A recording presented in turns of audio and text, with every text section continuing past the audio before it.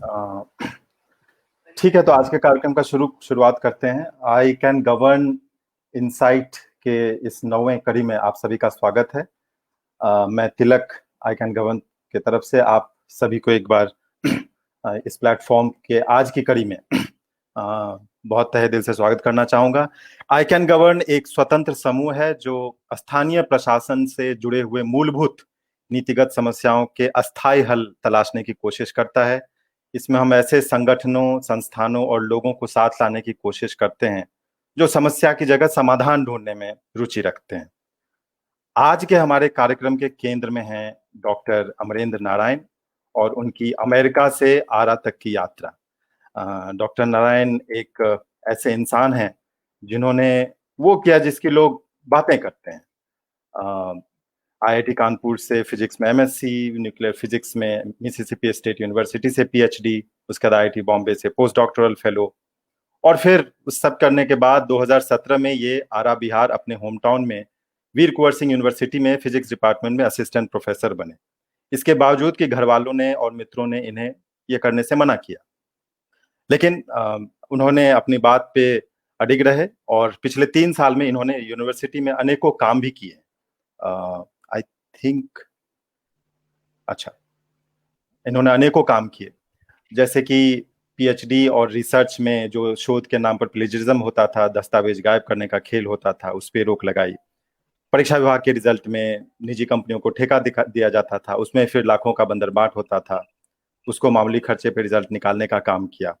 और ये सब काम इन्होंने अवकाश के छुट्टी के दिनों में जाकर के ऑफिस में किया। बल्कि ये मेरी बात हो रही थी तो ये बता रहे थे कि अभी जो ऑनलाइन क्लासेस यूनिवर्सिटी की चल रही हैं ये लॉकडाउन के टाइम में, इसका सारा सेटअप डॉक्टर नारायण ही देख रहे थे इनफैक्ट। तो खैर, ईमानदारी से इन्होंने काम किया और ये भी हम लोग के लिए रोल मॉडल एक हिसाब से कहिए कि इसमें कोई अतिशयोक्ति नहीं होगी। लेकिन दुर्भाग्य से इन्हीं के ईमानदारी से काम करने के कारण कई लोग इनफैक्ट यूनिवर्सिटी में भी इनके विरोधी हो गए। और यहाँ तक कि 13 अगस्त को विश्वविद्यालय के परिसर में एक तथाकथित छात्र नेता ने, जो हैं डॉक्टर साहब की, के साथ गाली गलौज की, हाथापाई तक की, और इतना ही नहीं, उनपे अनाप शनाप आरोप भी लगाया। और उसके बाद विश्वविद्यालय प्रशासन की जो भूमिका है उसके बारे में भी सवाल बनता है। लेकिन कहीं ना कहीं इन सब बातों के बारे में डॉक्टर नारायण खुद ही विस्तार से बताएंगे, तो हम चाहेंगे कि वो इसके बारे में विस्तार से बताएं। लेकिन आज हम इस विषय पर चर्चा शायद इसलिए कर पा रहे हैं क्योंकि ये खबर दुनिया तक पहुंची, और ये काम किया वरिष्ठ पत्रकार और लेखक जो आज हमारे साथ हैं, इंडियन एक्सप्रेस के assistant editor Santosh Singh ji. Sir, आपका स्वागत है एक बार फिर से। संतोष सर बांका के रामछुआ गांव से हैं, भागलपुर में टीएनबी कॉलेज से जी इंग्लिश लिटरेचर में इन्होंने ग्रेजुएशन किया, और उसके बाद Asian college of journalism Bangalore से पत्रकारिता करने के बाद और भी अनेकों पढ़ाई लिखाई और कई सारे अवार्ड जीतने के बाद ये वर्तमान में 12 साल से पटना में इंडियन एक्सप्रेस के साथ हैं। और 2 दशक से लंबे समय से पत्रकारिता के बाद इनका बिहार की राजनीति पे, बिहार के गवर्नेंस और समाज के मुद्दों पे बहुत गहरी पकड़ है। अपने इन्वेस्टिगेटिव और डेवलपमेंट स्टोरीज के लिए इन्हें अनेकों पुरस्कार मिले हैं, जिसमें सृजन स्कैम की स्टोरी 2018 में और मुजफ्फरपुर शेल्टर अब्यूज केस से जुड़ी हुई एक स्टोरी 2019 में, उसके लिए रेड इंक अवार्ड्स भी शामिल है। इन्होंने एक बहुचर्चित किताब जो 2015 में बेस्ट सेलर रही थी, रूल्ड और misruled, the story and destiny of Bihar, इसके लेखक भी हैं। एक और इनकी किताब आ रही है, जेपी टू बीजेपी, ये भी बहुत इंटरेस्टिंग, आई एम श्योर कि ये भी बेस्ट सेलर में जाएगी। तो डॉक्टर नारायण और डॉक्टर संतोष सिंह जी का हमारे कार्यक्रम में आज बहुत बहुत स्वागत। और इन दोनों सज्जनों से बात करने के लिए हमारे साथ आई कैन गवर्न से जुड़े हुए और अपने अपने जीवन में लोगों को अलग अलग तरीके से मदद करने, उनके काम करने, उनके रिपोर्टिंग करने के काम में अच्छा करने वाले कई सारे लोग भी जुड़े हुए हैं। सबसे पहले मैं परिमल जी का परिचय कराना चाहूंगा। मुरलू से परिमल जी समस्तीपुर से हैं। दरभंगा और आईएमसी से पत्रकारिता की पढ़ाई के बाद लगभग 14 साल से पत्रकारिता इन्होंने की है, और पिछले महीने तक आप में से कई लोगों ने एनडीटीवी के स्पेशल कॉरेस्पॉन्डेंट के तौर पर उन्हें लगभग हर दिन बेबाक खबरें करते हुए सुना होगा। इन्होंने टिकट रिजर्वेशन में तत्काल की दलाली से लेकर गरीबों के इलाज में पैसे की बाधा जैसी अनेकों खबरें की, और यहाँ तक कि नोएडा में सैंड माइनिंग माफिया की कहानी करने में, तो इनकी जान पर बन आई।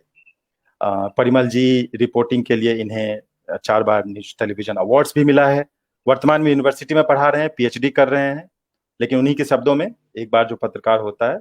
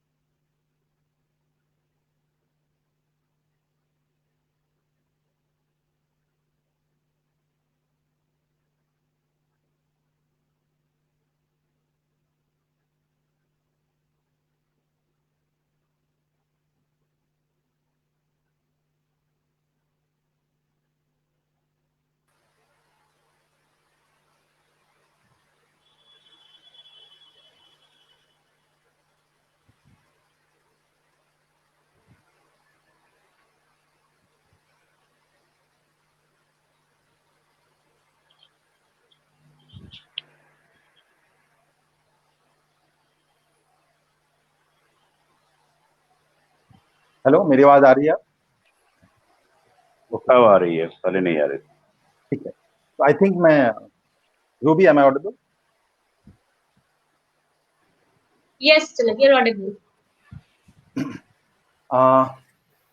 तो मैं परिमल जी का परिचय दे रहा था। तो वर्तमान में परिमल जी यूनिवर्सिटी में हैं, पीएचडी कर रहे हैं, और उन्हीं के शब्दों में, जो एक बार पत्रकार होता है वो सदा के लिए पत्रकार होता है। हमारे पैनल पे आज संजीव श्रीवास्तव भी हैं, जो कुछ देर बाद ज्वाइन करेंगे। संजीव इलाहाबाद से हैं, जामिया से जर्नलिज्म किया है, और अनेकों संस्थाओं में काम करने के बाद वर्तमान में गूगल के लोकलाइजेशन प्रोजेक्ट पे काम कर रहे हैं। इससे पूर्व ये नमस्ते.in में कंटेंट हेड रहे हैं। एनजीओ सेक्टर से आज रूबी रानी हमारे साथ हैं। रूबी आईएमसी से हैं, आईएमसी से पत्रकारिता इन्होंने की है, और पिछले 7-8 सालों से एनजीओ सेक्टर में ये काम कर रही हैं। वर्तमान में new education group foundation for innovation research and education के कम्युनिकेशन डिपार्टमेंट को देख रही हैं।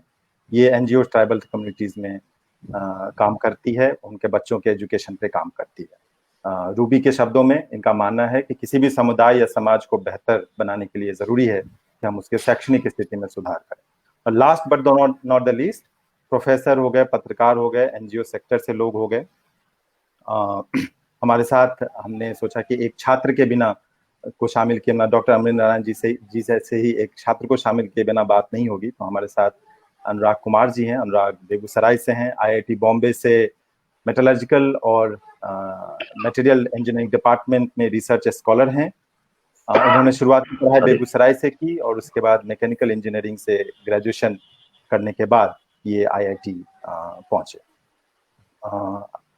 तो इनका लक्ष्य रिसर्च और टेक्नोलॉजी कल्चर में कंट्रीब्यूट करने का है। अनुराग सोशल इश्यूज में भी इंटरेस्टेड हैं। आईआईटी बॉम्बे के अभ्युदय नामक स्टूडेंट ऑर्गेनाइजेशन के साथ इन्होंने मुंबई के स्लम में कई सारे प्रोजेक्ट्स पे काम किया है, और ये लोकतांत्रिक सेटअप में व्यक्ति की भूमिका को में बहुत दृढ़ विश्वास रखते हैं। तो एक बार फिर से आप सभी का आज के कार्यक्रम में स्वागत है। अब मैं बिना समय गवाए आग्रह करूंगा डॉक्टर अमरेंद्र नारायण जी से कि आप अपनी यात्रा के बारे में और यूनिवर्सिटी में चल रहे घटनाक्रम के बारे में अपनी बात लगभग 10 मिनट में रखें, और उसके बाद फिर हम संतोष सर के पास चलेंगे।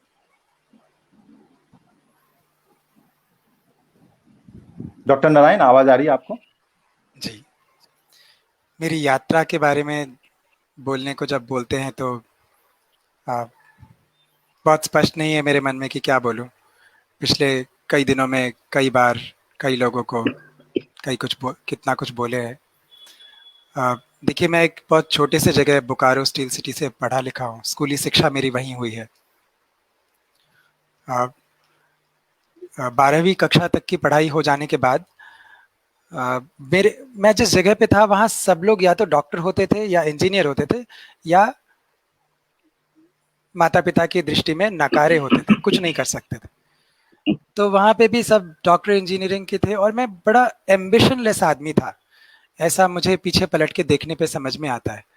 मुझे उस समय भी पता नहीं लग रहा था कि मैं क्या क्या करूँगा। बट मेरे वृत्ति को देख करके मेरे एक टीचर ने सजेस्ट किया था कि आप फिजिक्स ऑनर्स में चले जाओ। So while my friends were dropping their years to prepare for JEE and MBBS examinations, I straight away joined bachelor's Kirodimal College, Delhi University में। वहाँ पर मेरी पढ़ाई अच्छे से हुई और फिर 3 साल बाद वहाँ पे फिजिक्स ऑनर्स करने के बाद मैं IIT कानपुर चला गया। वहाँ MSc फिजिक्स में फिजिक्स का वो चाव जब देखा मैंने, अच्छा वहाँ पे भी MSc फिजिक्स में भी मुझे याद आ रहा है, मुझे BSc के बाद भी समझ नहीं आ रहा था कि मैं क्या करूँ। Ambition often helps you, it drives you in a certain direction. Lack of ambition often gives you a vacuum where you do not know what to decide, how to choose a direction. मुझे याद है मेरे एक friend जो MSc करना चाहता था, वो बताया मुझे कि अरे IIT कानपुर का फॉर्म फ्री है, उसमें कोई ड्राफ्ट नहीं लग रहा है, तो तुम IIT कानपुर का तो फॉर्म भर दो। तो मैंने इसलिए IIT कानपुर का फॉर्म भर दिया MSc का। That was the first application I made after bachelor's and भगवान की कृपा रही, मुझे एकदम मिल गया वो। और वहाँ से भी जब मेरा MSc पूरा हुआ, मैं थोड़े समय तक वहीं पर सिविल इंजीनियरिंग डिपार्टमेंट में एक प्रोजेक्ट असिस्टेंट के तौर पे एक रेलवे के प्रोजेक्ट पे काम करता रहा। इसरो और रेलवे का जॉइंट प्रोजेक्ट था जिसमें बादल बनाना, कुछ कोडिंग का काम था, जिसमें बादल को कैसे कंस्ट्रक्ट करते हैं कोड में, उस वो काम था। करते हुए वहाँ पे भी बहुत समझ नहीं आ रहा था आगे क्या करेंगे। मेरे मित्र ने कहा कि तुम US में PhD के लिए आ जाओ, और मैंने कहा कहाँ मेरे पास इतने पैसे हैं कि ये सब कुछ सपोर्ट, ये सब कुछ की फीस और वो कहाँ कर पाएंगे।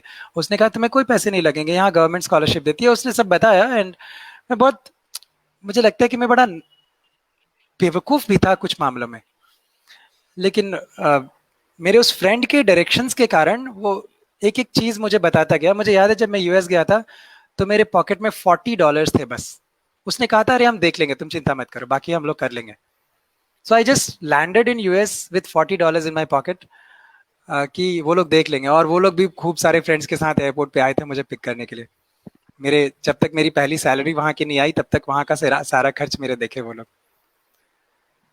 MSc मेरी PhD खत्म होने के बाद, PhD के लिए मेरे मैं जेफरसन लैब वर्जीनिया में मैंने काम किया, एक्सपेरिमेंटल न्यूक्लियर फिजिक्स में। बहुत अच्छा लैब है वो। मेरे रिसर्च के फील्ड में डेवलप्ड कंट्रीज में ही ज़्यादातर काम है, डेवलपिंग कंट्री में नहीं है काम। उस समय जब प्रवेश कर गए अपने काम में तो बाद में समझ में आया कि इस क्षेत्र में तो भारत में काम नहीं है, आगे चल के करेंगे कैसे। वहाँ मजाक में तो हम सब दोस्त लोग ये बात करते थे कि भारत में जाएंगे तो ऐसे करेंगे, भारत में जाएंगे वैसे करेंगे, लेकिन आम तौर पे कोई आता नहीं है वहाँ पर। आदतें ऐसी लग जाती हैं सुख की, सुविधा की, या पता नहीं किस चीज़ की, ये स्पष्ट भी नहीं है मुझे। लेकिन मेरे अंदर हमेशा एक आग थी। मुझे याद है जब अन्ना आंदोलन चलता था तो मैं दिन दिन भर लगा ही रहता था टीवी से कि क्या हो रहा है देश में। वो अनशन कर रहे हैं तो मैं उस समय पूरे दिन में एक ही बार खाना खाता था। मुझे लगता था कि मैं इतना तो कर ही सकता हूँ, अपना रिसर्च का काम भी प्रभावित ना हो और अपनी तरफ से जितना ही मैं, कोई पूरा देश उधर खड़ा है तो मैं एक बार ही खाना खाऊंगा दिन में। तो जितना ही समझ में आता था मैं करता गया था। मैं अपने एडवाइजर को बार बार बोलता था कि मुझे भारत में जाने का मन है। एक दिन बड़े खुश होकर के वो बोले कि भारत में मुझे कोई मिला है जो कि तुम्हारे प्रोफाइल को समझ पाएगा। एंड मैंने IIT बॉम्बे में उस फैकल्टी के पास चिट्ठी लिखी और ईमेल किया और मेरा स्काइप के जरिए इंटरव्यू हुआ and I got into IIT Bombay as post doctoral fellow. Finally Bharat आने के बाद तो 1 जनवरी 2015 को मैं भारत आया था। और जब मैं PhD कर रहा था तभी मैंने BPSC का ये जॉब ओपनिंग भरा था। दिस वाज एक्चुअली, मुझे बहुत श्योर नहीं है बट मुझे लगता है शुरुआत का मेरा शायद पहला या दूसरा जॉब एप्लीकेशन होगा। और PhD की थीसिस लिखते वक्त मैंने ये जॉब एप्लीकेशन किया था। और जैसे शुरुआत से मेरे साथ होता है था कि जो मेरा पहला एप्लीकेशन होता है वही भगवान ने कर दिया था, वही कंफर्म कर दिया। तो यहाँ पे भी मेरा हो गया, मेरा पोस्ट डॉक होते होते यहाँ पे मेरा आ गया। पापा बहुत चिंतित थे शुरुआत से कि कहीं सरकारी नौकरी लग जाए बच्चे को सरकारी नौकरी की इतनी ये थी।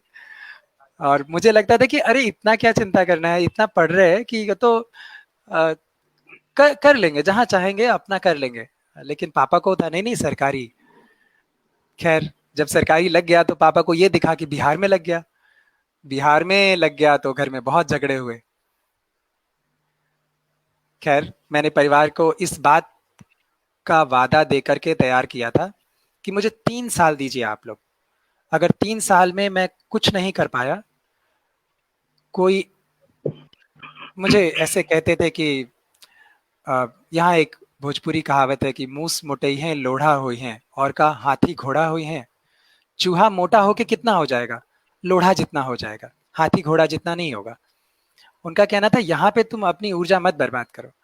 लेकिन मेरा कहना था हमेशा से कि मेरी माँ को अगर कोढ़ हो जाए तो मैं जाके दूसरी माँ थोड़ी ढूंढ लाऊंगा, मेरा जो है वो मेरा है, मैं उस पे करूंगा।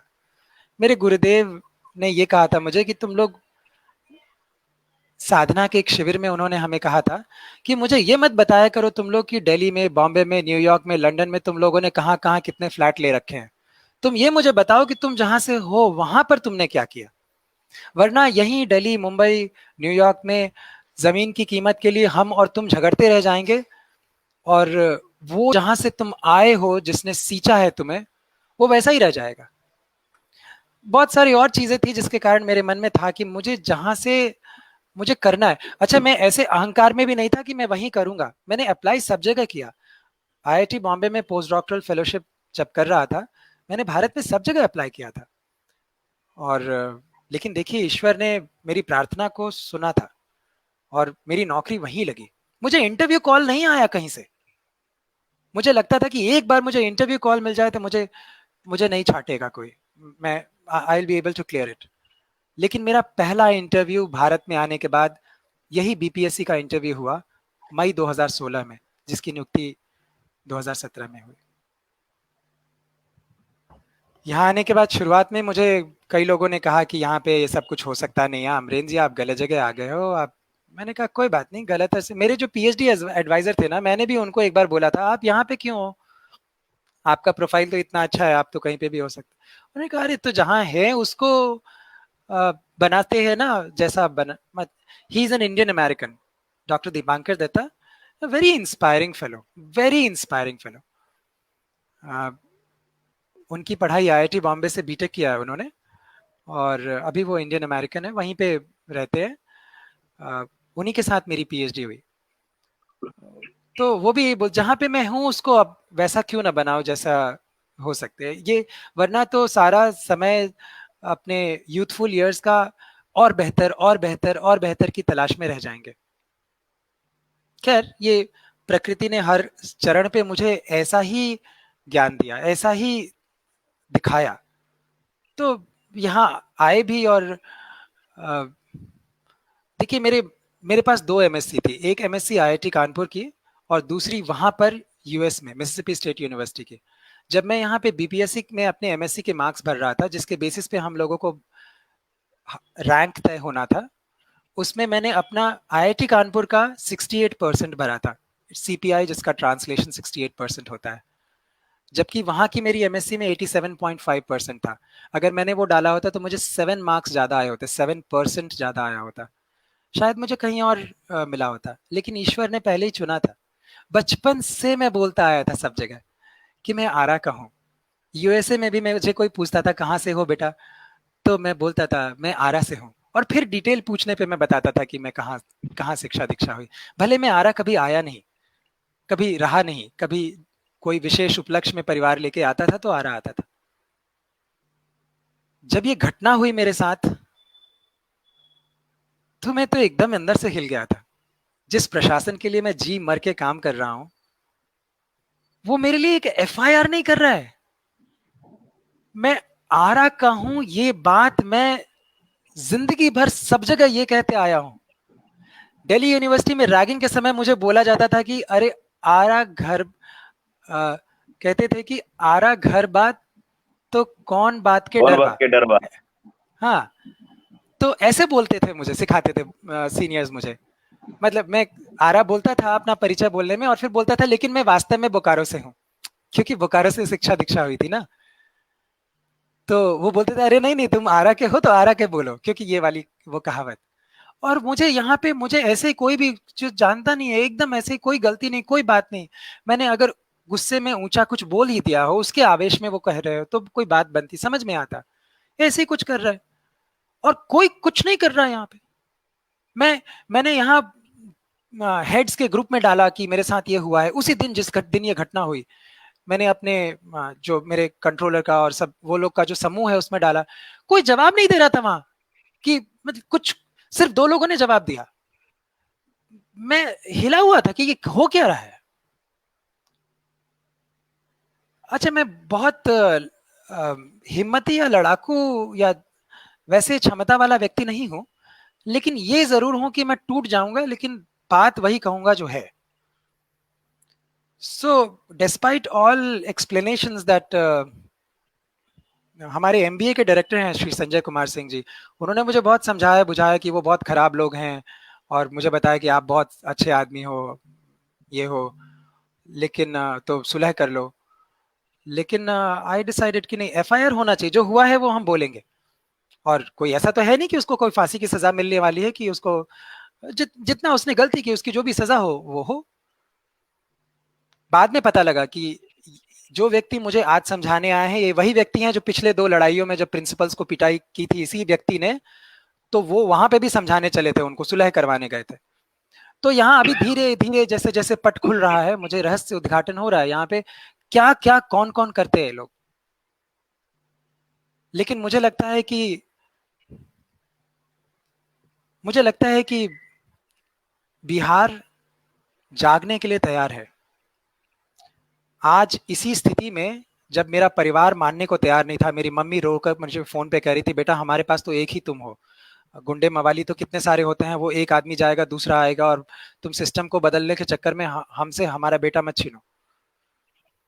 लेकिन देखिए जब पुलिस ने ऐसे एक्शन दिखाया ना, तो मेरे माता पिता को हुआ भरोसा। जब पुलिस ने एक्टिविटी ऐसी दिखाई कि मेरी पत्नी फिर तैयार हुई। अभी 1 हफ्ते पहले मेरी पत्नी मानी कि हाँ हम आएंगे आपके पास, वरना वो लोग सब यहाँ से चले गए थे, मैं अकेला था यहाँ पर। तो बिहार करवट बदल रहा है, बदलने को तैयार है। ये देखिए इसी जगह पर अच्छे जगहों से पढ़े हुए समझदार लोग, जिम्मेदार लोग जो अपने काम को पूरी तरह से कर रहे हैं, यहाँ एसपी, यहाँ पे डीएम किस तरह से प्रोएक्टिव हुए। मुझे बुला करके गार्ड दिया गया, भले ही यूनिवर्सिटी मौन हो गई, समझ नहीं आ रहा क्यों, उनके ऊपर बहुत दबाव होगा, लेकिन पुलिस प्रशासन ने मदद किया। हमारे शिक्षक के जो खास तौर से जो मेरे बैच के लोग थे, वो प्रखर होकर बोले कि ये नहीं चलेगा। पहले इसी व्यक्ति ने 2 प्रिंसिपल्स को, एक को तो दीक्षांत समारोह में मारा, भरे दीक्षांत समारोह में उनकी पिटाई की उसने, इसी व्यक्ति ने, जितेंद्र पांडे जिनका नाम है, इनका औपचारिक नाम विवेक कुमार है। और दूसरा एक कोई महाराजा लॉ कॉलेज के प्रिंसिपल थे, उनको उनके केबिन में जाके मारा उसने, और कभी कुछ नहीं हुआ। लेकिन देखिए बिहार बदलने को तैयार है, और ये आई कैन गवर्न में जो बातें तिलक जी मुझे बता रहे थे वो इसी दिशा में जा रही हैं कि हम लोग तैयार हैं। खैर अब मुझे लगता है मैं अपनी बात को अभी विराम देता हूं, आप लोग फिर बोलिए।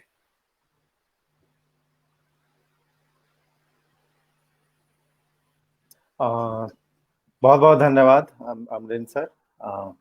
अब मैं श्री संतोष सिंह जी को बुलाना चाहूंगा कि वो अपनी बात रखें, फिर हम लोग चर्चा करें।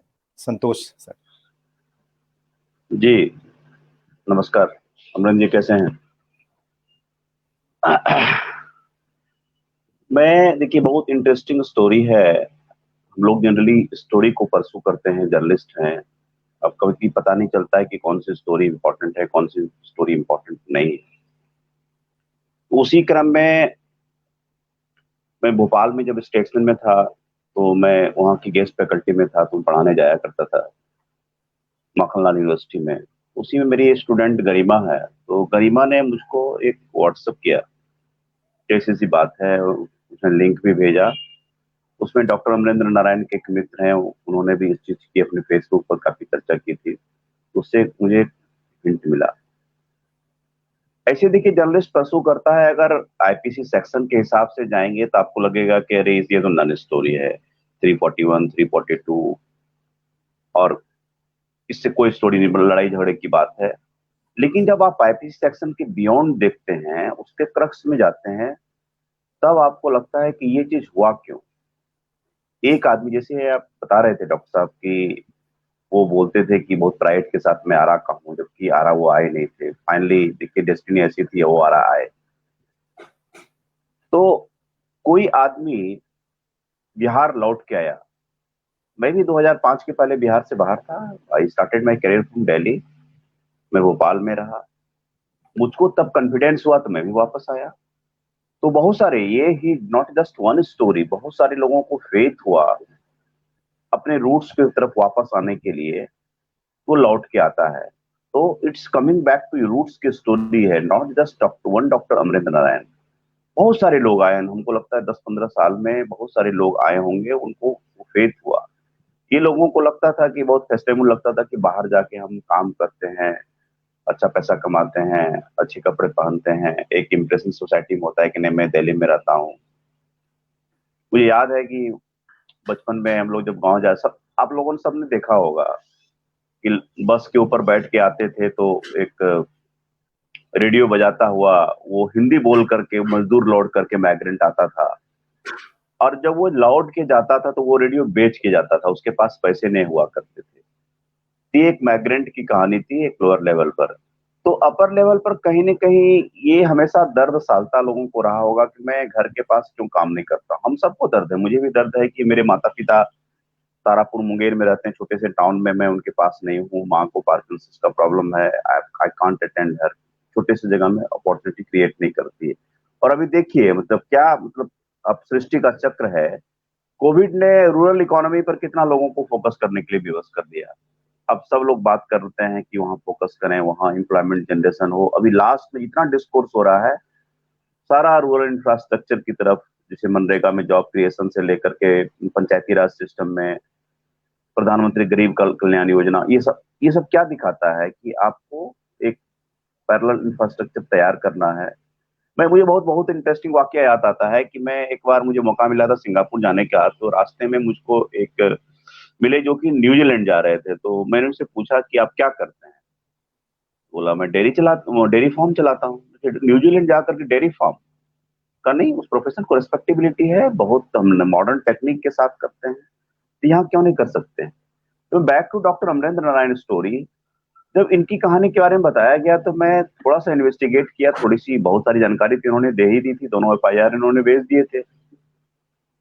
तो मुझको लगा कि नंबर वन, कि why didn't the administration react, क्यों रिएक्ट नहीं किया एडमिनिस्ट्रेशन ने। इसलिए नहीं किया कि सालों से ये सिस्टम ऐसा चलता रहा है, इस तरह के एलिमेंट को प्रश्रय मिलता रहा है, उनको कभी भी रेन इन नहीं किया गया है इस तरह फैक्टर्स को। तो एक बहुत बड़ा नेक्सस तैयार हो जाता है, एक करप्शन का नेक्सस हुआ। जैसे इनका देखिए काम है कि आप कोई भी डॉक्टरेट प्राप्त करते हैं तो आप कहीं से लेकर के चोरी करके प्लेजरिज्म के अगेंस्ट में, क्या इन्होंने सॉफ्टवेयर की टेक्निकलिटी में नहीं जानता हूँ हाउ इट वर्क्स, लेकिन ये पता लगाना कि ये इसमें कितना चोरी से लिया गया रिसर्च मटेरियल है और उसको करना, ये एक in sense is a great educational reform. या फिर उन्होंने स्कॉलरशिप के लिए किया। तो एक आदमी जो कि फिजिक्स का प्रोफेसर है और यहाँ आकर के एजुकेशनल रिफॉर्म के लिए काम करता है, अपना सारा बिग एम्बिशन छोड़ करके वो यहाँ आते हैं, आरा आते हैं, काम करते हैं, उनको आप एक नॉर्मल रिस्पेक्ट नहीं दे सकते हैं। आप, मैं नहीं कर रहा हूँ उनको बहुत बड़ा सम्मान, कोई तमगा दीजिए, आप उनको डिग्निटी नहीं देंगे आप। What kind of system is this. और व्हाई दे आर हेल्पिंग, जो भी उनको, even why they are silent, क्यों रिएक्ट नहीं कर रहे हैं। तो मेरे पास ऑप्शन आराम से थे कि मैं थाना प्रभारी से बात करता, एसपी से बात करता, एक कोर्ट लगा देता। नॉर्मल होता है कि थाना प्रभारी के एक कोर्ट लगा दीजिए, स्टोरी में आपका दोनों वर्जन आ गया, स्टोरी चली गई। मैंने कहा no, I should speak to the DGP sir. दोनों एफआईआर भेजा मैंने उनको, then I called him, what is this boss? we engage in very casual conversation, so I asked him कि this is not fair। आप देखिए SP से पूछिए what he has done। ये कैसे हो सकता है कि भाई एक प्रोफेसर को, सम्मानित प्रोफेसर को पीटे ही नहीं, उनकी तरफ भद्दे आरोप लगाए, बल्कि ये एफआईआर करेंगे वही एफआईआर कर। तो इनके इनके पोस्ट को डिमीन करना, इनके सेल्फ रेस्पेक्ट को हर्ट करना, इनकी डिग्निटी को हर्ट करना, तो that is disrespect to all of us, not just he is a teacher, he is a respect। I am son of a teacher, I am very proud about that fact, I am son of a teacher, I respect all teachers, everybody should respect teachers। तो हमको लगा कि मैं भी थोड़ा सा हिल गया अंदर से। तो मैंने एक, एडिटर्स आर वेरी सेंसिटिव, वो उन्होंने बात किया। मैंने कहा देखिए स्टोरी ये है, आईपीसी सेक्शन के हिसाब से कोई स्टोरी नहीं है, आप सोचेंगे इनके ये हुआ, लेकिन स्टोरी ये है कि एक आदमी जिनका बैकग्राउंड आईआईटी का बैकग्राउंड है, यूएस से उन्होंने किया है, नेचर मैगजीन में छपे हुए हैं, इनका 4 पेज का इनका बायोडाटा है। मेरा तो 1 पेज में खत्म हो जाता है। जिस आदमी ने इतना अचीव किया है वो आरा में आके काम कर रहा है। Even my senior was surprise, अच्छा आरा में काम कर रहा है, कौन सा यूनिवर्सिटी आरा में? मैंने बताया वीर कुंवर सिंह यूनिवर्सिटी है, आपने नहीं सुना होगा लेकिन इट्स गुड यूनिवर्सिटी। मैंने उनको बताया। फिर एक दिन मेरी बातचीत हुई चीफ एडिटर से, किसी सिलसिले में उन्होंने कॉल किया था, राजकमल झा से, बिहार के ही, दरभंगा के। तो मैंने बताया कि सर एक प्रोफेसर कहानी है, and luckily he is also an IITian, तो he just wanted to know more. कहा कि व्हाट इज द स्टोरी? मैंने बताया था, no no no no, just send it the story. I send the story, they were very keen and they published it, and I am very happy कि छपने के बाद होता कि हम लोग जर्नलिस्ट किस चीज के लिए जीते हैं कि अगर आप कोई स्टोरी आप करते हैं, उसका एप्रिसिएशन क्या है? एप्रिसिएशन ये नहीं है किसी ने कहा आपने बहुत अच्छा लिखा, ये नहीं, इम्पैक्ट इज द एप्रिसिएशन। और उसके बाद गवर्नमेंट ने रिएक्ट किया और मुझको डीजीपी ने बताया कि सीएम ऑफिस इसको मॉनिटर कर रहा है, CMO is monitoring, not just DGP. तो वहां तक बात समझिए, जब नेशनल अखबार में छपता है, जब लगता है कि दिल्ली के लेवल पर हमारा एम्बेरसमेंट हो रहा है, then the government reacts. Local अखबार में छपता है, उतना रिएक्शन नहीं होता है। तो even why the government is so much conscious about अपना वो इमेज जो बना के रखा हुआ है कि नहीं नेशनल अखबार में हो जाएगा तो इसको डैमेज कंट्रोल करो। Why do they think on those lines की डैमेज कंट्रोल करो? ऐसा चीज हो क्यों in the first place? It is not the Bihar अब 10-15-20 साल पहले जो बिहार था, वास्तव में परिवर्तन हुआ है। लॉ एंड ऑर्डर के फ्रंट में काफी चीजें बदली है, एजुकेशन के रिफॉर्म में बहुत चीजें होनी चाहिए, जैसे अमरेंद्र नारायण सर के लोग उसको प्रयास कर रहे हैं। तो वो ही इज ए ट्रेजर, हमको उसको प्रिजर्व करना चाहिए उस चीज को, ताकि और से लोग, अगर इनकी इसी स्टोरी 2-4 लोगों की होगी, जो भी सोच रहा होगा कल आने के लिए, they will drop that out. तो मैं as a journalist what I can do? मैंने कहा I can pursue a story. I just got a call from my friend from Times of India, he would have also called him, might be अभी middle of program है, he is not able to call him. उसके पहले और लोगों ने story की, wire से मुझे फोन आया। तो that gives me satisfaction, yes, कि this is the impact, something is happening, और आई इंश्योर कि इस तरह की चीजें रिरन नहीं हो। सिमिलर स्टोरी, तिलक जी ने मुझको कहा कि आपकी कोई स्टोरी होगी तो इमीडिएटली, तो अब 22-23 साल से जर्नलिज्म में बहुत सारी स्टोरी होगी, immediately I could think of one Buxar story. एक टीनेजर को, ही वाज जस्ट 14, उसकी स्टोरी सुनिएगा, doctor Amarendra Narayan, such a moving story. वो लड़का आरटीआई का बेटा है, जस्ट 14 ईयर्स 4 मंथ्स। वो एग्जाम दे करके बक्सर के पास में उत्तर प्रदेश के एक जिले में उसका स्कूल है, वहां से एग्जाम दे करके फरवरी 2020 की कहानी है, वो लौट रहा है और उसको पुलिस पकड़ती है और उसको केस कर देती है आर्म्स एक्ट का। बाइक से आ रहा है 3 आदमी, और देखिए सीजर क्या दिखाया है, एक आदमी के पास आर्म्स दिखाया है, एक के पास एक गोली दिखाया, दूसरे के पास दूसरी गोली दिखाया है। ऐसा कहीं होता है क्या? वो लड़का एग्जाम दे के आ रहा है, वाह, ये पैक्स माफिया का काम था। उसके फादर आरटीआई एक्टिविस्ट हैं, आरटीआई मनरेगा को एक्सपोज किया है, पैक्स के 2009 से 19 तक का हिसाब मांग लिया इन्होंने। तो बाप को तो परेशान नहीं कर पाया, तो बेटा को परेशान किया। और उसके अलावा पुलिस का देखिए, पुलिस ने बॉदर नहीं किया कि इसका ए सर्टिफिकेट मांगे बाप से, पिताजी से मांगे सर्टिफिकेट, स्कूल से मांगे, और उसको एडल्ट जेल में डाल दिया। He had been in jail for 6 months until I did the story. मेरी स्टोरी के बाद उसको इमीडिएटली बेल मिला। पुलिस मतलब उन्होंने एक प्रोब ऑर्डर किया कि किसकी रिस्पॉन्सिबिलिटी है। I am still changing that story. तो ये इम्पैक्ट जो होता है, फिर अजीत अंजुम ने भी अपने, उनका यूट्यूब चैनल है, उसमें इस चीज की चर्चा की। That gives me happiness as a journalist, as a human being, कि भाई चलिए कि आपके करने से कुछ समाज में कुछ परिवर्तन होता है। Otherwise system has become so thick skin, they don't react. हम लोग को लगता है कि हम लोग लिख करके बहुत बड़ा काम कर दे। नो, अनलेस थोड़ा सा चीजें में मूव होती है तो वो अच्छा लगता है। तो मैं एज ए जर्नलिस्ट मैं इतना ही कर सकता हूं कि इस तरह की कोई भी चीज हो तो उसमें सिविल सोसाइटी के रूप में मैं जो रिएक्ट कर सकता हूं। See, it is not necessary to do a part of the campaign. कोई जरूरी है कि कैंपेन जर्नलिज्म करें, आप एक्टिविज्म करें। आप नॉर्मल ड्यूटी भी करेंगे ना तो वो भी अपना काम हो जाएगा। बहुत सारे लोग आते हैं सिग्नेचर कैंपेन करवाते हैं, तो how does it help beside the solidarity? हम लोग फॉर और अगेंस्ट के युग में वैसे भी भक्त और नन भक्त का जमाना हो गया है। अभी सिर्फ हम लोग फेयर सिस्टम में अपना काम करेंगे, उसी से काम हो जाएगा। तो we should stand by people like doctor Amarendra Narayan, because there is a doctor Amarendra Narayan in all of us. सबको डिग्निटी है, हम सबको वर्क प्लेस पे हमारे साथ भी कल को हो सकता है। We should stand together, specially when he is right. अब जो आदमी काम कर रहा है, जस्ट उनके एक करने से वो एक करप्शन रुक गया सिस्टम का, उनका नेटवर्क ध्वस्त हो रहा है, तो उनको लग रहा है कि इस आदमी को यहाँ से भगा दो, उसका कोई फिर वही काम करेंगे। Why the system is not resisting? ऊपर वाले लोग क्या जान नहीं रहे हैं? उनको जानने की कोशिश करना चाहिए। यूनिवर्सिटी लेवल में जितनी सारी बहुत सारी चीजें होती है, पटना यूनिवर्सिटी में और सजा चीजें, हॉस्टल की लड़ाइयां होती रहती है, पढ़ाई के अलावा और सब चीजें होती रहती है। तो उस पर फोकस करना चाहिए कि वो सेंटर ऑफ एजुकेशन है, वो सेंटर ऑफ एक्सेलेंस कैसे बने। इतने साल हो गए, हमेशा हम ये कहते हैं कि क्यों हमारे पास एक भी सेंटर ऑफ एक्सेलेंस नहीं है।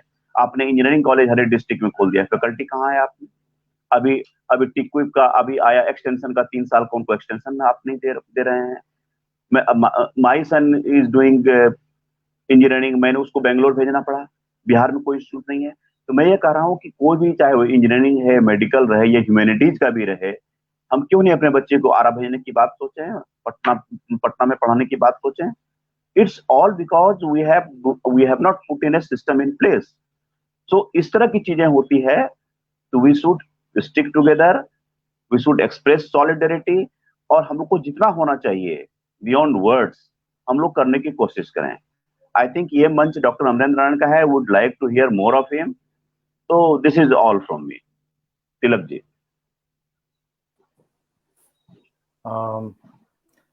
बहुत बहुत धन्यवाद सर। आपकी बातों से इनफैक्ट एक बार हम लोग को फिर से रियलाइज हुआ कि आज का सेशन जो है वो बहुत ही रेलेवेंट है। There is a doctor Amarendra Narayan in all of अस।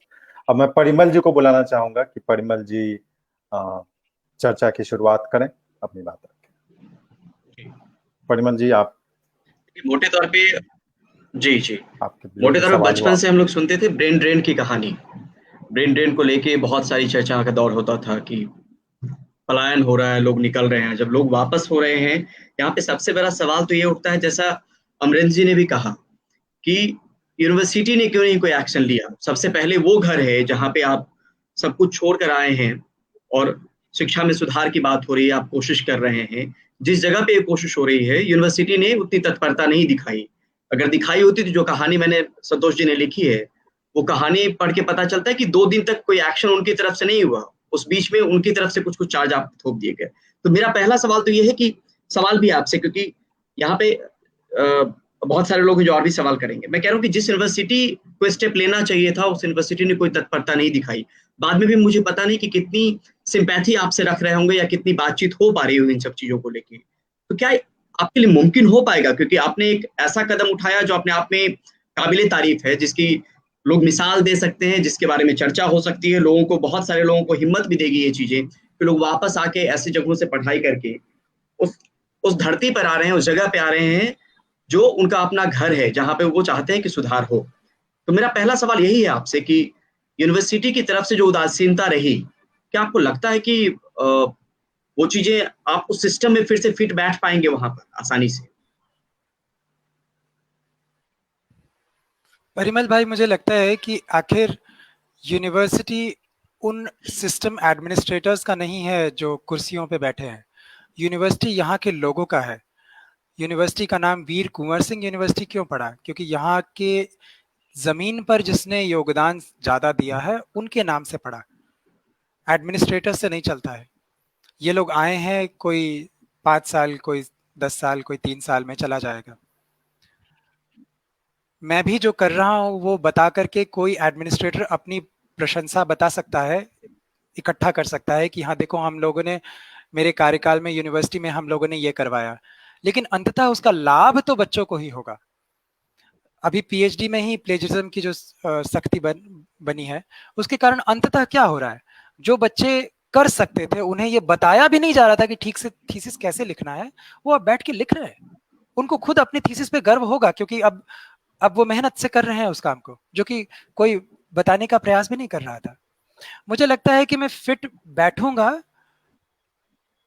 क्योंकि शायद ईश्वर की ये इच्छा आ गई है। देखिए, ये बड़ी अजीब सी बात है। मैं वृत्ति से एक साधक हूँ, शर्ट पैंट पहना हुआ ही, लेकिन एक साधक की वृत्ति है मेरी। मुझे लगता है कि मैं बस बांसुरी बन सकता हूँ, मुझे बजाना तो कृष्ण का ही काम है। क्या बात। उनको मन होगा ये मुझे बजाने का, मुझे इस्तेमाल करने का, तभी उन्होंने ये सब किया षड्यंत्र, है ना। मुझे कहीं पे इंटरव्यू क्यों नहीं मिला भारत भर में? मेरे घर में सब लोगों ने विरोध किया, उसके बाद मेरा मन क्यों किया करने का? और मैंने 3 साल का समय मांगा। 3 साल के समय के अंदर मुझे वो अवसर दिया गया इसी प्रशासन द्वारा कि आप वो चीजें करें जिसके कारण मैं काफी कुछ कर पाया। यहाँ पर ऐसे बच्चे मिले मुझे जहाँ लोग कहते थे कि कोई स्टूडेंट ही नहीं मिलेगा, ऐसे लोग मिले जो कि पढ़ना चाहते थे। मैं जब फ्री में नेशनल एलिजिबिलिटी टेस्ट की कोचिंग करवाता था यहाँ पे यूनिवर्सिटी के अंदर ही, तो मुझे स्टूडेंट्स मिले। मुझे कहते थे लोग स्टूडेंट्स नहीं मिलेंगे। मुझे लगता है मैं यहाँ के लोग अगर चाहते हैं तो, मुझे बस ये लगा जब ये घटना हुई ना इस संदर्भ में, कि मैं तो सेवा करने के लिए आया हूँ, लेकिन आपको मुझे समाज को मुझे सुरक्षा देनी पड़ेगी। ये समाज की जिम्मेदारी है। और समाज ने दिया। अनिल जी, इसी से जुड़ा एक सवाल है, क्या वहाँ के लोकल्स जो हैं, जो वहाँ के आसपास के लोग हैं, उनका कोई समर्थन आपको मिला है? जी, बहुत सारे लोगों का मिला। जब ये घटना हुई तो उन्होंने, देखिए हमारी ये 13 की घटना का एफआईआर यूनिवर्सिटी द्वारा 17 की शाम तक नहीं किया गया था।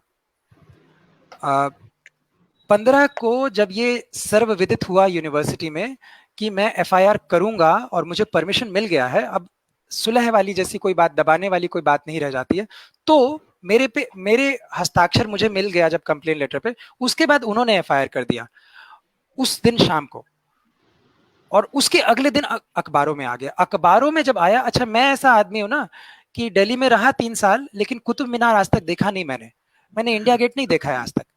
मैं बस अपना काम और अपना घर, वापस हॉस्टल आता था, वापस काम पे जाता था, और कुछ कभी देखा सोचता नहीं था मैं। मेरे घर में अखबार भी नहीं आता है।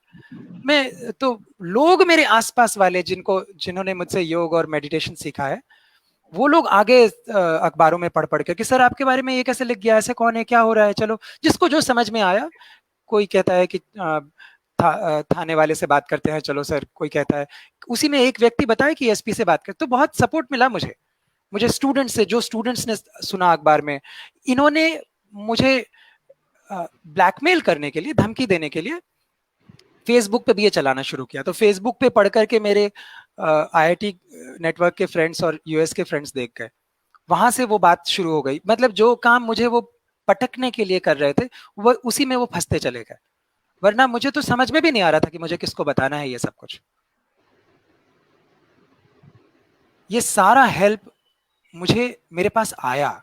मैंने अपने आप से जिनको बताया, अपने यूनिवर्सिटी एडमिनिस्ट्रेशन को जिनको बताया, उन्होंने नहीं किया कुछ। वो लोग जिनको जितेंद्र जी के द्वारा बात पहुंची जिन तक, वो चाहे अखबार में उन्होंने जो छपवा दिया मेरे बारे में, और फेसबुक में जो डाला उन्होंने, उसके जरिए जो लोग मुझसे संपर्क किए, वो लोग को फिर मैंने जब अपनी बात बताई, तो फिर वहां से बात फैली। तो लोग बता रहे, देखो सच को तो कोई ढक नहीं सकता, खुद से ही सब लोग को समझ में आने लगा। अच्छा परिमल जी, आप सुन पा रहे हैं? आई थिंक कोई टेक्निकल इशू फेस कर रहे हैं। अच्छा डॉक्टर नारायण, ये बताइए कि वर्तमान में अभी बात कहाँ पे है? जी इतना वो कुछ हुआ अभी कहाँ? जो विवेक कुमार जी हैं जिनका जो अटैक किए थे, वो उन्होंने सरेंडर कर दिया है और उनका एंटिसिपेटरी बेल प्ली रिजेक्ट कर दिया गया वहाँ के कोर्ट द्वारा, बिकॉज कोर्ट ने ये कॉग्निजेंस में लिया कि ये रिपीट ऑफेंडर है, ये बार बार यूनिवर्सिटी के ऑफिशियल को मारपीट करते आए हैं और ये तीसरी बार है जब ऑन कैंपस एक पर्सन को मारा है। उन्होंने ये भी नोटिस किया कि जब पुलिस गई इस बात का सुनवाई विटनेस लेने के लिए, तो कोई भी और दूसरी बात ही नहीं कर रहा था। जितने भी लोग थे, गार्ड्स वगैरह, सब लोग कहे कि सर ये ऐसे ही हुआ है। तो इन सबको देखते हुए उनको अब बेल रिजेक्ट किया गया है, अभी वो जेल में है।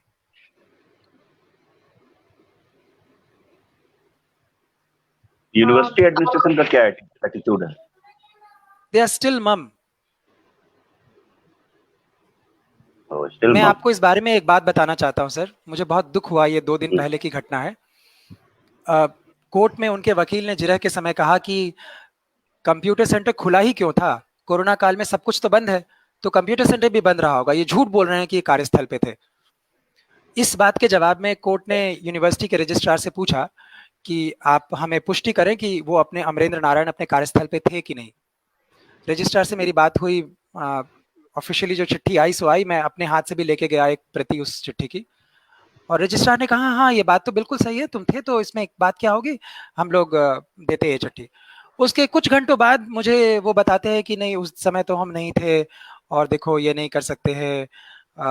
तो उस दिन जो रजिस्ट्रार थे, उस समय जो एक्टिंग रजिस्ट्रार थे, जो कि संजय कुमार सिंह ही थे, जो कि इसी अटैकर के पीएचडी एडवाइजर हैं, जो कि सुलह कराने की, समझाने की कोशिश कर रहे थे, जो कि पिछले 2 झगड़ों में भी सुलह करवाने गए थे, उनसे पूछा गया कि उस दिन आप एक्टिंग रजिस्ट्रार थे, आप बताइए कि क्या घटना है। मैं आपको बताता हूं सर कि उस दिन मेरे आंखों में आई ड्रॉप्स डाला है उन्होंने, संजय कुमार सिंह ने, ये कह करके कि बहुत दर्द हो रहा होगा तुमको, आंखों में आई ड्रॉप्स डाला है वाइस चांसलर के कमरे में बैठ करके।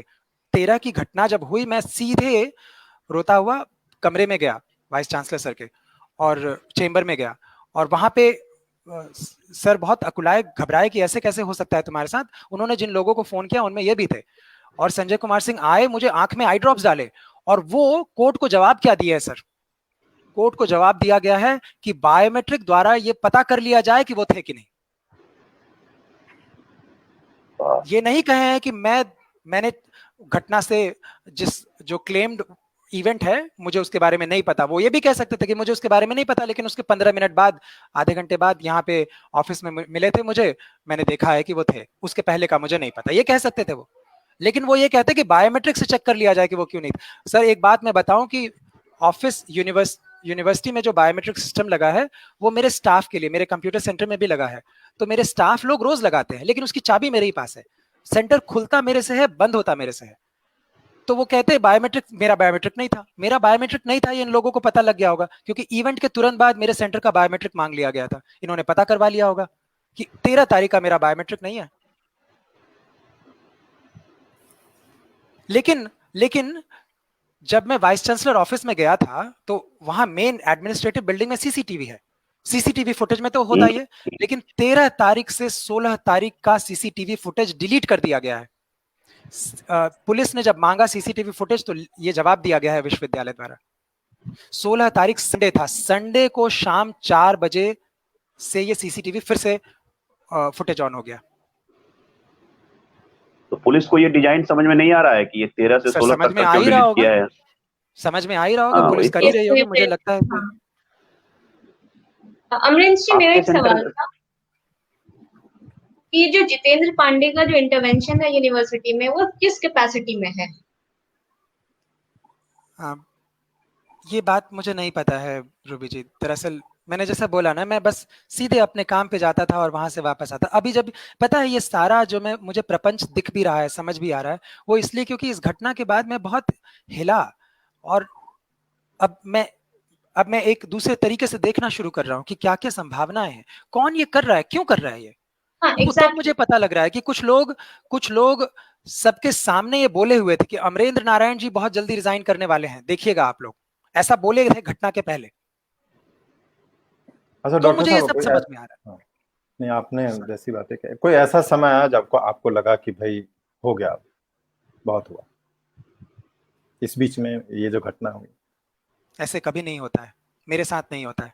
मैं साधक हूँ, मैं बस मुझे वो टूट जाए बांसुरी, लेकिन वो कृष्ण के हाथ में ही रहेगी। मैं इस बारे में ज्यादा चिंता नहीं करता। हाँ, ऐसा जरूर हुआ कि जब परिवार से बहुत तकलीफ देखने में आया, तो समझ नहीं आया कि कैसे इन लोगों को समझाएं। मैं जैसे हूँ, अपने विचारधारा अपने परिवार पे भी थोप नहीं सकते है ना। मेरी माँ, मेरे परिवार के बाकी लोग जो भावना से जुड़े हैं मुझसे, उनको मेरी सुरक्षा की अलग चिंता है। मैं अपने कर्म के सिद्धांत में जिस प्रकार भरोसा करता हूँ, उसको मैं एक्सपोर्ट करके उनके दिमाग में नहीं इंस्टॉल कर सकता हूँ। तो मुझे बहुत डिस्टर्बिंग जरूर लगा, और ये इसकी अपेक्षा थी मुझे, इसलिए मैंने परिवार को बताया नहीं। अखबारों में पढ़ करके उनको पता लगा। अच्छा लेकिन अनुराग, मुझे कभी नहीं लगा। आपके पास कुछ सवाल हैं डॉक्टर नारायण के लिए, आप अपनी बात रखिए, सवाल रखिए। Thank you, Tilak ji, and thank you to Dr. Amren for sharing your story. Generally researchers के बारे में कहा जाता है कि वो अपने लैब से बाहर आके क्वेश्चन नहीं करते हैं एडमिनिस्ट्रेशन को। आपने एक फर्म स्टैंड लिया, I think we all are very proud of you sir.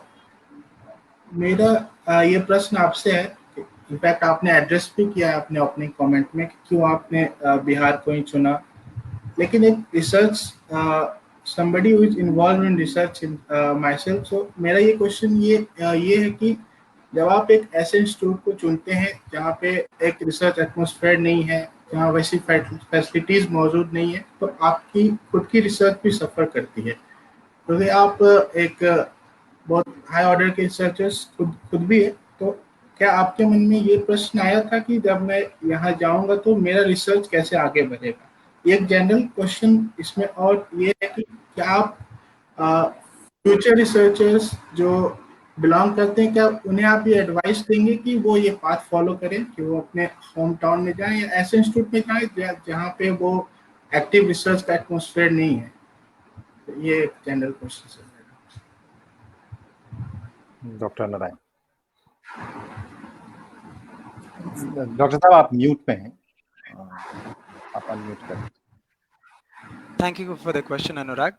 इस प्रश्न को बिहार के बदले भारत से लाके जोड़ो, क्योंकि किसी डेवलपिंग कंट्री में एक्सपेरिमेंटल न्यूक्लियर फिजिक्स का वो एनर्जी स्केल जिस पे मैं काम करता था, 1 गीगा इलेक्ट्रॉन वोल्ट एनर्जी पे, है ही नहीं, कहीं नहीं है, और शायद अगले 5-7 सालों में तो हो भी नहीं सकेगा। इस बारे में कुछ प्रयास किया सरकार ने और वो नहीं कर पाए, क्योंकि इसमें बहुत इन्वेस्टमेंट चाहिए होता है। तो यहाँ विकल्प ये था कि हम करें या ना करें, भारत आए या ना आए। पता है, इन प्रश्नों का उत्तर अक्सर हम तर्क के पटल पे लेने की या जताने की कोशिश करते हैं कि तर्क से हमने उत्तर लिया इसका। वास्तव में ये मिथ्या है, हम अपने आप को झूठ बोल रहे होते हैं। मन ने निर्णय ले लिया होता है, कहीं अंदर से पुकार थी मेरे, और उसको मैं कारण देता रहा। मैंने कारण कुछ दिया, घर वालों को कुछ दिया, मित्रों को कुछ दिया, लेकिन अंदर से एक पुकार थी, एक धधक थी जो मुझे घसीट के ले आई यहाँ। उसमें विकल्प था ही नहीं। देखो ना, जैसे आपके मन में एक निश्चित उम्र में आप हो तो आपके मन में ये होगा कि मुझे इससे विवाह करना है या उससे करना है, ये विकल्प हो सकता है। लेकिन विवाह करना है कि नहीं, ये विकल्प नहीं होता। वो अंदर से कुछ एक ला करके आपके अनुभव एक जगह बांध देते हैं आपको, है ना। तो वैसे ही अब रिसर्च स्पेसिफिक बात करें, इन प्रिंसिपल मैंने आपके क्वेश्चन को आंसर किया। रिसर्च स्पेसिफिक बात करें तो मेरा काम जैसा है, आज भी अगर मेरा कोई स्टूडेंट मुझे ज्वाइन करे तो यहाँ पे थियोरेटिकल वर्क करेगा, प्रिपरेशन करेगा, और साथ में उसके बाद जेफरसन लैब वर्जीनिया में जाके अपना रिसर्च करेगा। आज 13 सितंबर है, पिछले साल 3 सितंबर को 2 महीने जेफरसन लैब वर्जीनिया में रह करके मैं आया था। मेरा वहां रिसर्च किया मैंने और फिर वापस आ गया। तो ये आम तौर पे होगा कि मेरा स्टूडेंट 2 महीने के लिए वहां जाएगा, वहां पे डेटा लेगा, वहां के रिसर्चर्स के साथ काम करेगा और फिर वापस आ जाएगा, यहाँ मेरे गाइडेंस में बाकी काम कंटिन्यू करेगा। ऐसे ही मैं भी वहां करता था, मिसिसिपी स्टेट यूनिवर्सिटी में जहां मैं स्टूडेंट था, वहां पर रह करके अपना बहुत सारा काम जो जेफरसन लैब में मैंने किया, जो डेटा वहां कलेक्ट किया, उसको एनालाइज करते थे हम लोग। और ऐसे देश भर में, मतलब यूनाइटेड स्टेट्स में पूरे देश के लोग जो वहां आते थे, जेफरसन लैब में रिसर्च करते थे और वापस डेटा लेके अपने अपने होम इंस्टीट्यूट चले जाते थे। तो मेरा कोई स्टूडेंट यहाँ आ सकता है। ये चीज जब ये कंसर्न मैंने शेयर किया था तो मुझे यही समाधान दिया गया अभी के लिए कि ये काम आप कर सकते हैं, अपने आपको रिसर्च को मारने की जरूरत नहीं है। जब मुझे स्टूडेंट मिलेगा अच्छा केपेबल तो ये काम होगा। बाकी किसी और को मैं क्या सजेस्ट करता हूँ, तो मैं तो यही सजेस्ट करता हूँ कि अपने दिल की आवाज सुनो। तर्क के पटल पर जो भी निर्णय लिया जाता है ना, वो अधूरा सा होगा। हो सकता है एक कंटेक्स्ट में अप्लाई करे, दूसरे कंटेक्स्ट में अप्लाई ना करे। देखो ये कलयुग में ना बांसुरी बजाते हुए सामने कृष्ण नहीं प्रकट होंगे, तुम्हारे ही अंदर से बोलेंगे। जो आवाज आए सुन लो, वही करो। चलिए, बड़ी अच्छी बात कही आपने। एक अच्छा, एक सवाल मैं अभी जो चैट बॉक्स में आ रहा है वहां से लेना चाहूंगा। ब्रजेश सिंह चंदेल जी हैं, इनका एक सवाल है कि गलत करने वालों में बड़ी एकता होती है, लेकिन जो सही काम करना चाहता है वो संख्या में कम पड़ जाते हैं या फिर मिलके काम नहीं कर पाते हैं। तो आई थिंक इस सवाल पे मैं संतोष सिंह जी से भी और डॉक्टर नारायण दोनों लोगों की टिप्पणी चाहूंगा कि आप अपनी अपनी बात बताएं, चूंकि आप लोगों ने इसको बड़ी करीब से देखा है। संतोष डॉक्टर साहब मैन ऑन द ग्राउंड है, वो बेहतर बताएंगे जी, क्योंकि अभी उनका क्या एक्सपीरियंस है वो मैं सुनना चाहूंगा। बहुत इंटरेस्टिंग और मुझे बहुत सटीक सवाल लग रहा है। सर मुझे तो इस घटना के बाद जो दिख रहा है उस संदर्भ में मैं बता रहा हूं। 2 प्रकार के मुझे लोग मिले जो सहारा देते हैं, साथ देते हैं। एक वो जिनको हार या जीत से बहुत मतलब नहीं है, उनको सच का साथ देना है तो सच के साथ खड़े रहेंगे, इसका मतलब जो हो जाए। ऐसे मेरे कलीग्स, मेरे बैचमेट्स आए, फैकल्टीज जो साथ में खड़े हुए और सच को जोर से बोला उन्होंने। उसका मतलब उनको पता लगा, उनको लोगों ने बताया कि तुमको यहाँ से ट्रांसफर कर दिया जाएगा किसी गांव के कॉलेज में, तुमको वो कर दिया जाएगा, लेकिन वो कहे कि कोई बात नहीं, जो सच है वो हम बोलेंगे। एक वो प्रकार के लोग हैं, ये हमेशा ही अल्पमत में रहेंगे, इनकी संख्या आपको बहुत नहीं मिलेगी। और दूसरे वो लोग होते हैं जो जीत की तरफ झुकने को तैयार होते हैं। सच जीत जाए तो उसकी ताली बजाएंगे, हार जीत जाए उसकी ताली बजाएंगे। लेकिन सर ये हमेशा से रहा है। जब पागलपन के साथ जो ही 40-50 लोग काम कर सकते हो वो करने लग जाते हैं ना, तो एक संयुक्त ऊर्जा बन जाती है। देखिए देश में बहुत सारे भगत सिंह, बहुत सारे सुभाष, बहुत सारे गांधी नहीं हुए और होने की जरूरत भी नहीं है। वो 4 लोग हो जाते हैं, वो हवा बना देते हैं। हमारे पापा कहते थे कि अकेला चना भाड़ नहीं फोड़ता था, और साथ में कहते थे जब तुम काबिल बन जाओगे ना तो अकेले नहीं रह जाओगे। तो ये खुद ही हवा बदल जाती है। नहीं, बात बिल्कुल सही है कि कहीं ना कहीं इस शुरुआत होने भर की देरी है। रूबी, आपके पास सवाल है आई थिंक। हाँ, अमरीन जी, मैं सबसे पहले तो बहुत बहुत धन्यवाद आपका। आपने इतना अच्छा काम कर रहे हैं पारा जैसे जगह पे। तो मेरा एक सवाल होगा कि आपके जैसे कुछ और भी लोग होंगे इंडिया से बाहर, भारत से बाहर, जो आपके जैसा ही कुछ अपने देश, अपनी जगह, अपने गांव में आकर के कुछ करना चाहें। तो और इस तरह जो भी आपके साथ घटना हुई है, इस घटना को देख करके उन पे कितना क्या असर पड़ सकता है, और यहाँ से जो आगे की आपकी जर्नी होगी, अगर उसमें सब कुछ अच्छा होता है, जो भी आपने रिफॉर्मेटिव इनिशिएटिव्स लिए हैं वो अच्छे से लागू हो जाए बिना किसी बाधा के, तो उसका उन लोगों पे कितना असर पड़ेगा। क्योंकि ये बहुत जरूरी है हमारे लिए कि ये लोग बाहर यहाँ से पढ़ के फिर बाहर और ज्यादा पढ़ के और ज्यादा नॉलेज लेकर के वापस हमारे यहाँ आए, अपने गांव आए, और जो भी चीजें, जो भी इश्यूज है, जो भी प्रॉब्लम्स है, उसे फिक्स करें। तो इस घटना का उन पे क्या असर पड़ सकता है? मुझे लगता है कि जो मेजॉरिटी ओपिनियन होता है वो एक घटना से प्रभावित ना होके एक कंटिन्यूअस डिस्कोर्स से प्रभावित होता है। लगातार क्या क्या चीजें होती हैं। देखो, जब मैं अपने एमएससी के इंटर्नशिप के समय एनआईटी कैलिकट गया था, वहां पर जो लोग काम करते थे उनमें से एक गरीब एमटेक छात्र था जिसकी सरकारी नौकरी हो गई थी, लेकिन उसकी पोस्टिंग पहले 5 साल की यहाँ हुई थी बिहार झारखंड के इलाके में, और उसके माता पिता ने वो सरकारी नौकरी छुड़वा दी। वो तो भारत का ही है, वो बाहर का भी नहीं है, लेकिन उसको क्योंकि डिस्कोर्स उस समय का ये था कि वहां तो किसी को भी उठा के ले जाते हैं, उस समय की बात ये थी। खैर आज तो काफी बदल गया है। मुझे लगता है इस तरह की घटना में जिस प्रकार पुलिस प्रशासन ने दम दिखाया, उस तरह से जब कंटिन्यूअस होता जाएगा कई बार, तो लोगों में हिम्मत आएगा कि मेरा देश मुझे स्वीकार करने के लिए तैयार है, मैं आ सकता हूं। मैं एक सैनिक ही बन के नहीं, अपना एक पति, एक पापा बन के भी रह सकूंगा। वो लोग आएंगे। अगर मैंने आपके प्रश्न का पूरा उत्तर ना दिया तो प्लीज कोई पार्ट जो छूटा हो रिपीट करिए। मुझे मिल गया मेरे सवाल का जवाब। आई थिंक समय हम लोग के पास बहुत कम है। परिमल दा, आपके पास कोई सवाल हो तो रखिए, जो भी टिप्पणी आप करना चाहें। नहीं, कुछ खास नहीं, लेकिन ये जरूर है कि ये सिर्फ अमरेंद्र जी की कहानी नहीं है। अगर मान लीजिए इसमें ये बात जरूर कही संतोष जी की तरफ से आई बात कि सीएमओ की तरफ से नजर रखी जा रही है, मुख्यमंत्री कार्यालय से नजर रखी जा रही है, लेकिन ये मसला इतना गंभीर है क्योंकि ये सिर्फ एक आदमी की कहानी नहीं है। वो उन लोगों के सामने भी चुनौती खड़ी करेगा जो इस तरह का करियर सोच रहे होंगे आने के लिए। जब सोशल मीडिया और बाकी जगहों पे गई तो उन लोगों के सामने ये बाधा आएगी, तो इसलिए प्रखर और मुखर होकर इसको बात कहनी बहुत जरूरी थी। उनकी तरफ से भी बात जरूर कही जानी चाहिए थी कि अगर इस तरह का कोई कृत्य हुआ है जो सीधे तौर पे हुआ है, ये हमने देखा भी है, तो उधर से भी कुछ ना कुछ एक प्रतिक्रिया जरूर आनी चाहिए थी। क्योंकि इसकी चर्चा तिलक जी हमने बचपन से सुनी है, ब्रेन ड्रेन को लेकर कहानी जो है आज से नहीं चल रही है वो, और इसका केंद्र बिंदु अभी इसको माना जाना चाहिए था। और एक आदमी तक सिमट के नहीं है ये, और भी लोग अगर आना चाहेंगे, प्रतिभा अगर आना चाहेगी बिहार लौटकर, और इस तरह का माहौल होगा तो लोग कैसे आएगा। तो एक भरोसा, एक आश्वासन उस लेवल पे भी जरूर मिलना चाहिए था।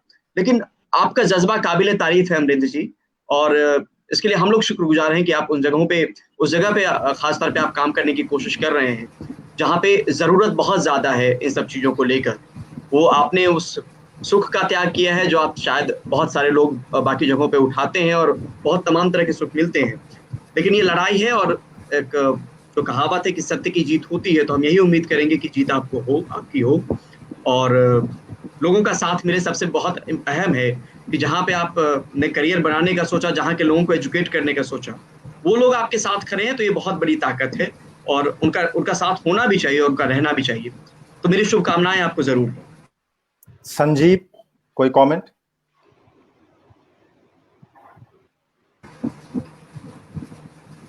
संजीव, आवाज आ रही है? हाँ, मेरी आवाज आ रही है? जी। समय हम लोग पास कम है, अपनी बात थोड़ा जल्दी में रखें, इनफैक्ट खत्म है।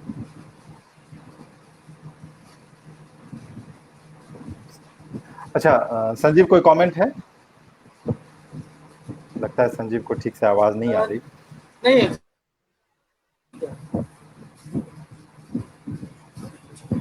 मैं ये बात कहना चाहता हूँ कि आज के फ्रेम में जो लोग मौजूद हैं, तो अमरेंद्र, बस एक मिनट मुश्किल से लूंगा मैं।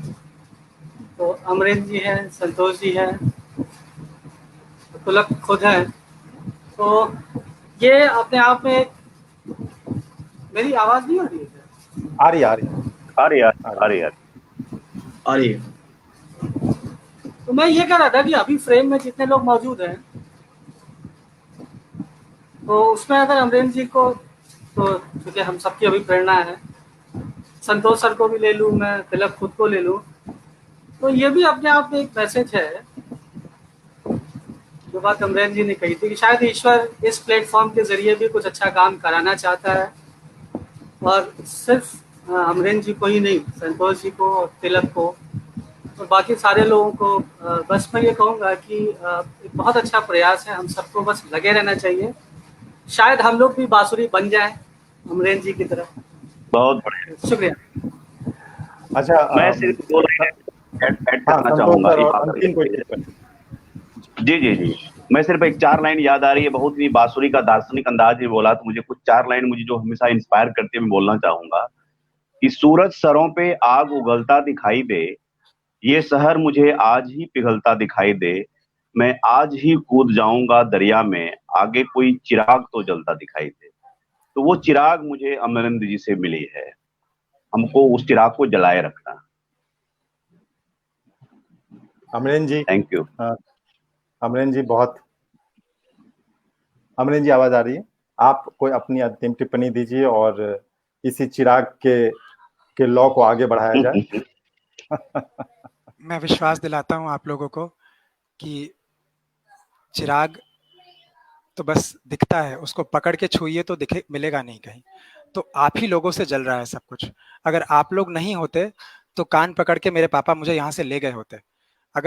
अगर आप लोगों के एक साथ खड़े हो जाने के कारण पुलिस ने, या जिन भी कारणों से इतना दम लगा करके प्रशासन आगे बढ़ गया, अगर वो ना होता तो मेरा परिवार आज यहाँ नहीं आता वापस। मुझे यहाँ से कान पकड़ के खींच लिया जाता। आप सब लोगों का सहारा है जो ये हो पा रहा है। सब लोग जो जहां से, कोई एक मग बाल्टी लाता है आग लगने पे, कोई एक बाल्टी लाता है, कोई एक अंजलि में उठा के पानी लाता है। जिसके पास जितनी औकात है ना, लग जाएं। अभी जब ये व्यक्ति गिरफ्तार हुए हैं तो छोटे छोटे कर्मचारियों से सुनने में आता है, सर हमको तो वो ऐसे किया था, मेरे साथ तो वैसे किया था, लेकिन हम लोग का तो कोई औकात नहीं है सर बोलने का, तो चुप रहे, हमेशा डांट खाए। ऐसे ऐसे टीचर मिले जो कहे कि भाई हमको तो वो थप्पड़ मारा तो हम तो बस बगल दाएं बाएं ये देखें कि कोई देख तो नहीं लिया, कोई नहीं देखा तो ठीक है, चुप रहते हैं। कौन लेगा इन लोगों से पंगा? चलिए तो एक आप बार लोगों का बल है जो ये हो गया, हमारा बल नहीं है ये। तो ये ध्यान दीजिए कि एक एक व्यक्ति जिसने, चाहे वो पिटिशन ही साइन किया हो, चाहे वो एक बार किसी ने लिख ही दिया हो कि ये गलत हुआ है, उस एक व्यक्ति की वाणी का भी महत्व है यहाँ, जिसके कारण ये हो पाया। ठीक है डॉक्टर साहब, बहुत बहुत धन्यवाद आप दोनों का। और आज के कार्यक्रम में जो भी लोग शामिल हुए, हम लोग भी इनफैक्ट आई कैन गवर्न के थ्रू यही प्रयास कर रहे हैं कि संतोष सर ने जो बात कही उस लॉ को आगे बढ़ाएं, एक दूसरे से मिल करके काम करें और ऐसे जो भी इनिशिएटिव उन्हें सपोर्ट करें। आप लोग आए, इतना समय दिया अपने बिजी शेड्यूल से, बहुत बहुत धन्यवाद। और हम चाहेंगे कि अमरेंद्र जी के पक्ष में ये बातें आगे बढ़ें और ऐसे जो भी हैं, जो भी लोग हैं, खबरों में आने की बात अलग है, लेकिन खबरों में बिना आए भी हर किसी के लोग को कोई अकेला न फील करे सही काम करने के। बहुत बहुत धन्यवाद सभी लोगों को। नमस्कार एक बार फिर से। संतोष सर आपका भी बहुत बहुत नमस्कार, खास करके कि आप अपने ऑलमोस्ट कहिए कि न्यूज के डेडलाइन के टाइम में जो है सो आप हम लोग के साथ शामिल। अमरेंद्र जी आपका भी धन्यवाद। हम लोग संपर्क में रहेंगे और टच में। नमस्कार सर।